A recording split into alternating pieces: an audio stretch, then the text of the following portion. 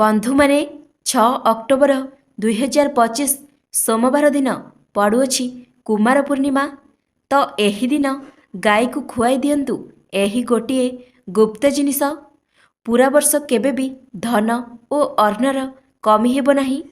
ମା ଲକ୍ଷ୍ମୀଙ୍କ ଆଶୀର୍ବାଦରୁ ଆପଣଙ୍କ ଜୀବନରେ ହେବ ଧନର ବର୍ଷା ଏବଂ ଆପଣଙ୍କର ସମସ୍ତ ମନସ୍କାମନା ପୂରଣ ହୋଇଯିବ। ପୁରା 62 ବର୍ଷ ପରେ ଆସିଅଛି ଏମିତି ଏକ ମହାସଂଯୋଗ। ଏହି ବର୍ଷ ଏମିତି ଏକ କୁମାର ପୂର୍ଣ୍ଣିମା ପଡ଼ିବାକୁ ଯାଉଅଛି କି ଏହି ଦିନ କେତେ ସବୁ ଦୁର୍ଲଭ ସଂଯୋଗ ବନିବା ପାଇଁ ଯାଉଅଛି। ଅମୃତ ସିଦ୍ଧି ଯୋଗ, ଆୟୁଷ୍ମାନ ଯୋଗ, ମହାଲକ୍ଷ୍ମୀ ଯୋଗ, ଯେମିତି ପୁରା 62 ପ୍ରକାରର ଶୁଭ ଯୋଗର ନିର୍ମାଣ ହେବାକୁ ଯାଉଅଛି।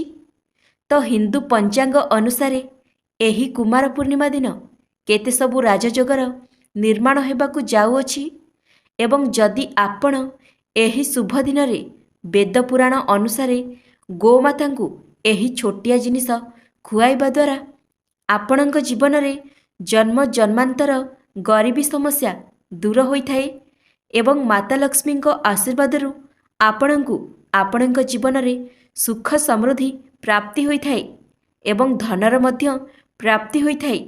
ସମସ୍ତ ଗ୍ରହ ପୀଡ଼ା ପିତୃଦୋଷରୁ ମୁକ୍ତି ମିଳିଥାଏ ଏବଂ ଆପଣଙ୍କର କୌଣସି ବି ମନସ୍କାମନା ଥାଉ ତାହା ମଧ୍ୟ ପୂରଣ ହୋଇଥାଏ। ମାନି ନିଅନ୍ତୁ ଆପଣ ଲମ୍ବା ସମୟ ଧରି ଚାକିରିର ପ୍ରସ୍ତୁତ ହେଉଛନ୍ତି, ଆପଣଙ୍କର ଚାକିରି ମଧ୍ୟ ହୋଇଯିବ। ଆପଣଙ୍କର ବନ୍ଦ ପଡ଼ିଥିବା ବ୍ୟାପାର ବି ପୁଣି ଥରେ ଚାଲୁ ହେବାକୁ ଲାଗିବ। ଆପଣଙ୍କ ଜୀବନରେ ଧନ ଆସିବା ଆରମ୍ଭ ହୋଇଯିବ ଏବଂ ମା ଲକ୍ଷ୍ମୀଙ୍କ ଆଶୀର୍ବାଦରୁ ଆପଣଙ୍କ ଜୀବନରେ ବହୁତ ଅଧିକ ଉନ୍ନତି କରିବେ। ବନ୍ଧୁଗଣ, ପୁରାତନ କାଳରୁ ଗୋମାତାଙ୍କୁ ପୂଜନୀୟ ମାନାଯାଇଅଛି। ବେଦ ପୁରାଣରେ ସଫା ସଫା ଲେଖା ହୋଇଛି କି ଯଦି କୌଣସି ବ୍ୟକ୍ତି ତାର ଜୀବନ କାଳ ମଧ୍ୟରେ ବହୁତ ଅଧିକ ପାପ କରିଛି ଏବଂ ସେହି ବ୍ୟକ୍ତି ଏହା ଚାହୁଁଛି କି ତାକୁ ସମସ୍ତ ପାପରୁ ମୁକ୍ତି ମିଳିଯାଉ, ତ ତାଙ୍କୁ ତୁରନ୍ତ ହିଁ ଗୋ ସେବା ଆରମ୍ଭ କରିଦେବା ଉଚିତ। କେବଳ ଏତିକି କରିବା ମାତ୍ରକେ ସେ ବ୍ୟକ୍ତିକୁ ସମସ୍ତ ପାପରୁ ମୁକ୍ତି ମିଳିଥାଏ। ଯଦି କୌଣସି ବ୍ୟକ୍ତି ତୀର୍ଥଯାତ୍ରାରେ ଯିବାକୁ ଚାହୁଁଛନ୍ତି କିନ୍ତୁ ସେ ଆର୍ଥିକ ସ୍ଥିତିରେ ମଜବୁତ ନାହାନ୍ତି, ତେବେ ସେହି ବ୍ୟକ୍ତି ଗୋ ସେବା କରିବା ଉଚିତ। ଯଦି ସେହି ବ୍ୟକ୍ତି ଗୋ ସେବା କରିଥାଏ ତ ତାର ଗୋ ସେବା ହିଁ ତୀର୍ଥଯାତ୍ରା ସମାନ ମାନାଯାଇଥାଏ। ଗାଈ ମଧ୍ୟରେ 33 କୋଟି ଦେବୀ ଦେବତା ବାସ କରିଥାନ୍ତି। ଗାଈର ଗୋବରରେ ମା ଲକ୍ଷ୍ମୀଙ୍କର ବାସ ହୋଇଥାଏ। ଗୋମୂତ୍ରରେ ମା ଗଙ୍ଗାଙ୍କର ବାସ ହୋଇଥାଏ। ଗାଈର ସିଂହ ମଧ୍ୟରେ ଭଗବାନ ଶିବ ବାସ କରିଥାନ୍ତି। ଯଦି ଆପଣ 6 ଅକ୍ଟୋବର କୁମାର ପୂର୍ଣ୍ଣିମା ଦିନ ବେଦ ପୁରାଣ ଅନୁସାରେ ଗାଈକୁ ସେହି ଗୁପ୍ତ ଜିନିଷ ଖୁଆଇ ଦିଅନ୍ତି, ଯାହା ବିଷୟରେ ଆଜିର ଏହି ଭିଡ଼ିଓରେ ଆମେ ଆପଣଙ୍କୁ କହିବୁ, ମାତା ଲକ୍ଷ୍ମୀଙ୍କ କୃପାରୁ ଆପଣଙ୍କୁ ଆପଣଙ୍କ ଜୀବନରେ ସମସ୍ତ ସମସ୍ୟାମାନଙ୍କରୁ ତୁରନ୍ତ ମୁକ୍ତି ମିଳିଯିବ ଏବଂ ସୁଖ ସମୃଦ୍ଧି ଧନ ଐଶ୍ୱର୍ଯ୍ୟ ପ୍ରାପ୍ତି ହେବ। ତେବେ ଆସନ୍ତୁ ଜାଣିବା କ'ଣ ସେହି ଗୁପ୍ତ ଜିନିଷ ଯାହା ବିଷୟରେ ଆଜିର ଏହି ଭିଡ଼ିଓରେ ଆମେ କଥା ହେଉଅଛେ। ଏହା ପୂର୍ବରୁ ଯଦି ଆପଣମାନେ ବି ମାତା ଲକ୍ଷ୍ମୀଙ୍କୁ ସଚ୍ଚା ହୃଦୟରୁ ଭକ୍ତି କରୁଥାନ୍ତି, ତେବେ ଏହି ଭିଡ଼ିଓଟିକୁ ଲାଇକ୍ କରି କମେଣ୍ଟ ବକ୍ସରେ ଜୟ ମା ଲକ୍ଷ୍ମୀ ଅବଶ୍ୟ ଲେଖନ୍ତୁ। ଯୁଗ ଯୁଗରୁ ଚାଲି ଆସିଛି କି ଗାଈକୁ ଆମେ କିଛି ନା କିଛି ଖାଦ୍ୟ ଖାଇବାକୁ ଦେଇଥାଉ। ଗାଈକୁ ସନାତନୀ ଧର୍ମରେ ଲକ୍ଷ୍ମୀ ସ୍ୱରୂପ ମାନାଯାଇଥାଏ। କୁହାଯାଏ କି ଗାଈର ସେବା କରିବା ଦ୍ୱାରା ଘର ପରିବାର ସୁଖୀ ଏବଂ ସମ୍ପୂର୍ଣ୍ଣ ରହିଥାଏ। ଯେଉଁ ଘରେ ଗାଈର ସେବା ସ୍ୱଚ୍ଛ ଭାବରେ କରାଯାଏ, ସେହି ଘରେ ମାତା ଲକ୍ଷ୍ମୀଙ୍କ କୃପା ସର୍ବଦା ରହିଥାଏ ଏବଂ ଯେଉଁ ଘରେ ଗାଈର ସେବା ହୋଇନଥାଏ, ସେହି ଘରେ ହିଁ କୌଣସି ପ୍ରକାରର ବାଧାବିଘ୍ନ ଆସିଥାଏ। ଆମ ହିନ୍ଦୁ ଧର୍ମରେ ଗାଈକୁ ରୁଟି ଖାଇବାକୁ ଦେବା ଦ୍ୱାରା ଘରେ ସୁଖ ସମୃଦ୍ଧି ବଢ଼ିଥାଏ। ଗାଈ ମଧ୍ୟରେ 33 କୋଟି ଦେବାଦେବୀଙ୍କର ବାସ ହୋଇଥାଏ। ତ ଆପଣ ପ୍ରତିଦିନ ସକାଳୁ ଉଠି ଯେଉଁ ପ୍ରଥମ ରୁଟି ବନାଇଥାନ୍ତି, ତାହାକୁ ଯଦି ଆପଣ ଗାଈକୁ ଖାଇବାକୁ ଦିଅନ୍ତି, ତ ସବୁ ଦେବୀ ଦେବତାଙ୍କର ଆଶୀର୍ବାଦ ଆପଣଙ୍କୁ ମିଳିଥାଏ। ଗାଈକୁ ଗୁରୁଙ୍କ ସହିତ ଯୋଡ଼ାଯାଇଅଛି, ମାନେ ଗୁରୁ ଗ୍ରହଙ୍କ ସହିତ ଏବଂ ବୃହସ୍ପତି ଗ୍ରହଙ୍କ ସହିତ। ଏଥିପାଇଁ ଗୁରୁବାର ଦିନ ଗାଈକୁ ରୁଟି ଉପରେ ଏକ ଚୁଟକି ହଳଦୀ ପକାଇ ଖୁଆଇବା ଦ୍ୱାରା ସୁଖ ସମ୍ପତ୍ତି ଧନ ଐଶ୍ୱର୍ଯ୍ୟ ପ୍ରାପ୍ତି ହୋଇଥାଏ। ଯେଉଁ ଲୋକ ମାନସିକ ରୂପରେ ଚିନ୍ତିତ ଅଛନ୍ତି ସେହି ବ୍ୟକ୍ତି ଗାଈକୁ ରୁଟିରେ କିଛି ଗୁଡ଼ ଲଗାଇ ଖାଇବାକୁ ଦେବା ଦ୍ୱାରା ସକାରାତ୍ମକ ଊର୍ଜା ଆସିଥାଏ, ମାନସିକ ଶାନ୍ତି ଆସିଥାଏ, ସ୍ୱାସ୍ଥ୍ୟ ଭଲ ରହିଥାଏ। ଏବଂ ଯଦି ଆପଣଙ୍କୁ ଲାଗୁଛି ଆପଣଙ୍କର ସବୁ ଗ୍ରହ ଖରାପ ଅଛି ତ ଏମିତିରେ ଗାଈକୁ ଘରର ପ୍ରଥମ ରୁଟି ପ୍ରତିଦିନ ଖାଇବାକୁ ଦିଅନ୍ତୁ। ସବୁ ଗ୍ରହ ଧୀରେ ଧୀରେ ଶୁଭ ହୋଇଯିବେ। କେବେ କେବେ ଜୀବନରେ ଲମ୍ବା ସମୟରୁ କୌଣସି ଶୁଭ ମଙ୍ଗଳ କାର୍ଯ୍ୟ ହୋଇପାରିନଥାଏ ତ ଏମିତିରେ ଆପଣ ଗାଈକୁ ରୁଟି ଖାଇବାକୁ ଦିଅନ୍ତୁ। ଗାଈର ମସ୍ତକକୁ ଛୁଇଁ କରି ଆପଣଙ୍କର ଇଚ୍ଛାକୁ କହିଦିଅନ୍ତୁ ଏବଂ ପ୍ରଣାମ କରନ୍ତୁ।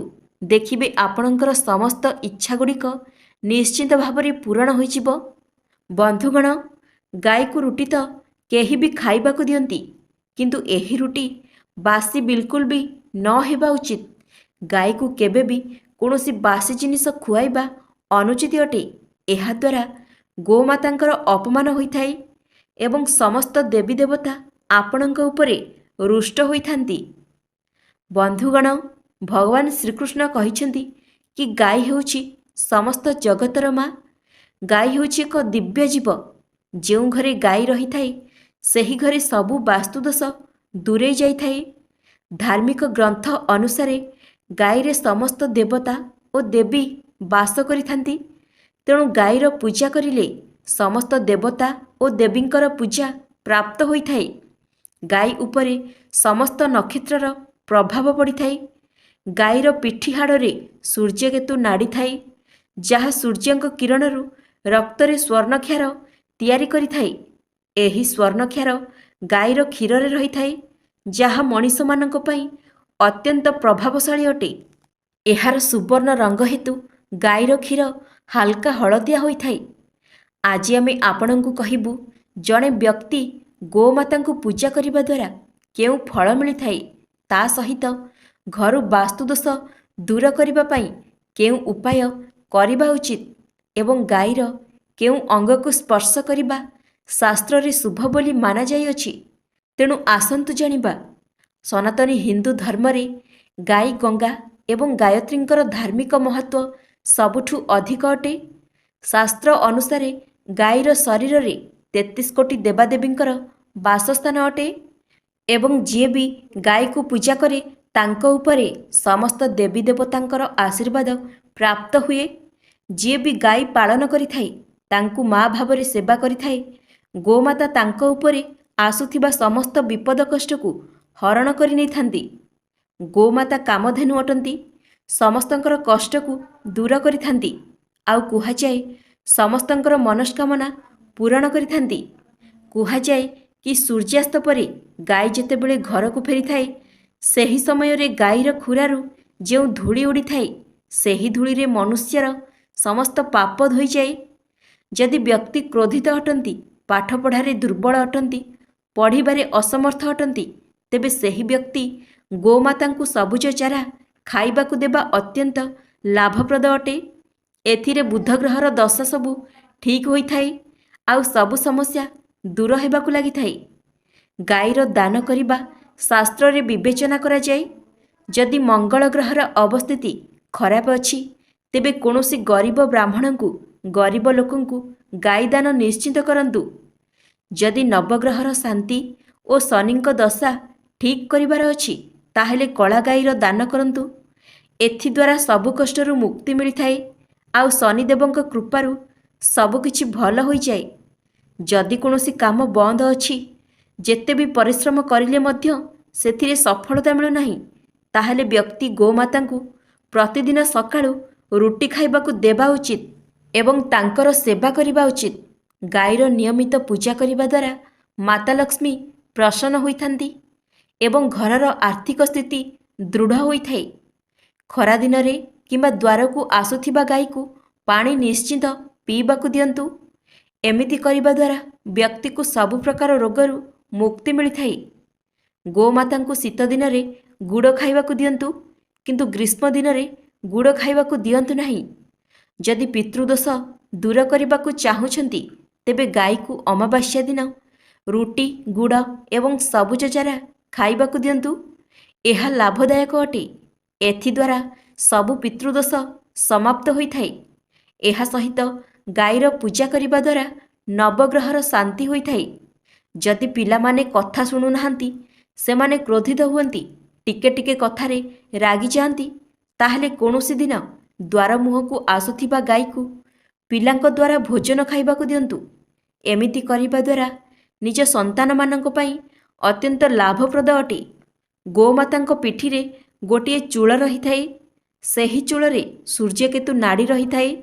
ସବୁଦିନ ସକାଳେ ଗାଈର ଏହି ଚୂଳ ଉପରେ ଆଉଁସି ଦେଲେ ବ୍ୟକ୍ତିର ସବୁ ମନସ୍କାମନା ପୂର୍ଣ୍ଣ ହୋଇଥାଏ। ସବୁ ଆର୍ଥିକ ସଙ୍କଟ ଦୂର ହୋଇଥାଏ ଏବଂ ଗରିବୀ ଓ ଦାରିଦ୍ର୍ୟତା ଦୂର ହୋଇଯାଏ। ଏହା ସହିତ ତାଙ୍କର ସମସ୍ତ ରୋଗ ମଧ୍ୟ ନଷ୍ଟ ହୋଇଯାଏ। ତେଣୁ ଦ୍ୱାର ପାଖକୁ ଆସୁଥିବା ଗାଈକୁ ପିଠି ଉପରେ ଥରେ ହାତରେ ଛୁଅନ୍ତୁ। ଘର ତିଆରି କରିବା ପୂର୍ବରୁ ଯଦି ସେହି ଜାଗାରେ ଗାଈ ଏବଂ ବାଛୁରୀ ବନ୍ଧାଯାଏ ତେବେ ସବୁ ବାସ୍ତୁଦୋଷ ଦୂର ହୋଇଯାଇଥାଏ। ଯେଉଁ ମାଟିରେ ଗାଈ ବନ୍ଧା ହୁଏ ସେଠାରେ କେବେ କୌଣସି ପ୍ରତିବନ୍ଧକ ଆସିନଥାଏ। ଧ୍ୟାନ ରଖିବେ, ଘର ତିଆରି ରୁଟି ସର୍ବପ୍ରଥମେ ଗାଈ ପାଇଁ ତିଆରି କରିବେ ଏବଂ ଗାଈକୁ ନିଶ୍ଚିତ ରୂପେ ଖାଇବାକୁ ଦେବେ। ଏହାଦ୍ୱାରା ପରିବାରରେ ସୁଖ ଶାନ୍ତି ସର୍ବଦା ବନି ରହେ। ଗୋମାତାଙ୍କର ପଞ୍ଚଗଭ୍ୟ ହଜାର ହଜାର ରୋଗର ଔଷଧ ଅଟେ। ଏହାକୁ ସେବନ କରିବା ଦ୍ୱାରା କଠିନରୁ କଠିନ ରୋଗ ଦୂର ହୋଇଥାଏ। ଗାଈଠାରୁ ମିଳୁଥିବା ପଞ୍ଚଗଭ୍ୟ ପଦାର୍ଥର ବ୍ୟବହାର କରନ୍ତୁ। ପଞ୍ଚଗଭ୍ୟ ବିନା ପୂଜାପାଠରେ ସଫଳତା ମିଳିନଥାଏ। ଗାଈ ଗୋବରକୁ ପ୍ରତ୍ୟେକ ଦିନ ଘର, ଦୋକାନ, ସାହିରେ ଜଳାଇ ଧୂପ କରିବା ଦ୍ୱାରା ପରିବେଶ ଶୁଦ୍ଧ ହୋଇଥାଏ। ଏହାଦ୍ୱାରା ସକାରାତ୍ମକ ପରିବେଶ ସର୍ବଦା ରହିଥାଏ ଏବଂ ବ୍ୟବସାୟରେ ବୃଦ୍ଧି ପାଇଥାଏ। ଯଦି ପ୍ରତିଦିନ ଘରର ଦ୍ୱାରକୁ ଗାଈ ଆସୁଛନ୍ତି ତେବେ ଆପଣ ଅତ୍ୟନ୍ତ ଭାଗ୍ୟଶାଳୀ ଅଟନ୍ତି। ଏହା ଆପଣଙ୍କ ଜୀବନରେ ଭଲ ସମୟ ଆସିବାର ସଂକେତ ହୋଇଥାଏ। କାରଣ ଗୋମାତା ଏହିଭଳି ଘରକୁ ଯାଆନ୍ତି ଯେଉଁଠାରେ ପବିତ୍ର, ଶୁଦ୍ଧ ଏବଂ ଭଲ ଲୋକମାନେ ବାସ କରନ୍ତି। ତେଣୁ ଘରର ଦ୍ୱାରକୁ ଗୋମାତା ଆସିଲେ ତାଙ୍କୁ ରୁଟି ଖାଇବାକୁ ଦିଅନ୍ତୁ। ଗୋମାତାଙ୍କ ବେକରେ ଘଣ୍ଟି ନିଶ୍ଚୟ ବାନ୍ଧନ୍ତୁ। ଗାଈ ବେକରେ ବନ୍ଧା ଘଣ୍ଟି ବାଜିଲେ ଗୋମାତାଙ୍କର ଆରୋଗ୍ୟ ହୋଇଥାଏ। ଏହାଦ୍ୱାରା 33 କୋଟି ଦେବାଦେବୀଙ୍କ ଦ୍ୱାରା ଫଳପ୍ରାପ୍ତି ହୋଇଥାଏ। ଗୋମାତାଙ୍କ ଗୋବରରେ ମାତା ଲକ୍ଷ୍ମୀଙ୍କର ବାସ ହୋଇଥାଏ ଏବଂ ଗୋମାତାଙ୍କ ମୂତ୍ରରେ ମାତା ଗଙ୍ଗା ବାସ କରିଥାନ୍ତି। ଗୋମାତାଙ୍କ କ୍ଷୀରରୁ ସୁବର୍ଣ୍ଣ ତତ୍ତ୍ୱ ମିଳିଥାଏ ଯାହା ସବୁ ରୋଗର ନାଶ କରିଥାଏ। ଏଥିପାଇଁ ଗାଈ କ୍ଷୀର ସବୁଦିନ ପିଅନ୍ତୁ। ଯେଉଁ ବ୍ୟକ୍ତି ଗୋମାତାଙ୍କର ସେବା କରିଥାଏ ସେହି ବ୍ୟକ୍ତି ବୈତରଣୀରେ ଗୋମାତାଙ୍କର ଲାଞ୍ଜ ଧରି ନର୍କକୁ ପାର କରିଥାଏ। ତାଙ୍କର ଅକାଳ ମୃତ୍ୟୁ ହୋଇନଥାଏ ଏବଂ ଏମାନଙ୍କୁ ଗୋଲକଧାମରେ ବାସ କରିବାକୁ ପଡ଼ିଥାଏ। ଯେଉଁ ବ୍ୟକ୍ତିର ଭାଗ୍ୟର ରେଖା ଶୋଇଯାଇଥାଏ ସେହି ବ୍ୟକ୍ତି ତାଙ୍କ ପାପୁଲିରେ ଗୁଡ଼ ରଖି ଗାଈକୁ ଚାଟିବାକୁ ଦିଅନ୍ତୁ। ଗୋମାତା ତାଙ୍କ ଜିଭରେ ପାପୁଲି ଚାଟିବା ଦ୍ୱାରା ବ୍ୟକ୍ତିର ଭାଗ୍ୟରେଖା ଖୋଲିଥାଏ। ତେବେ ବନ୍ଧୁଗଣ, ଏହା ତ ଥିଲା ଗୋମାତାଙ୍କୁ ନେଇ କିଛି ଗୁରୁତ୍ୱପୂର୍ଣ୍ଣ କଥା। ଆପଣଙ୍କୁ ଯଦି ଏହି ଭିଡ଼ିଓଟି ଭଲ ଲାଗିଥାଏ ତାହେଲେ ତଳେ ଥିବା ଆମ କମେଣ୍ଟ ବକ୍ସରେ ଜୟ ମା ଲକ୍ଷ୍ମୀ ଅବଶ୍ୟ ଲେଖନ୍ତୁ ଏବଂ ଭିଡ଼ିଓଟିକୁ ଗୋଟେ ଲାଇକ୍ କରିଦିଅନ୍ତୁ ଏବଂ ଚ୍ୟାନେଲକୁ ସବସ୍କ୍ରାଇବ୍ କରିଦିଅନ୍ତୁ।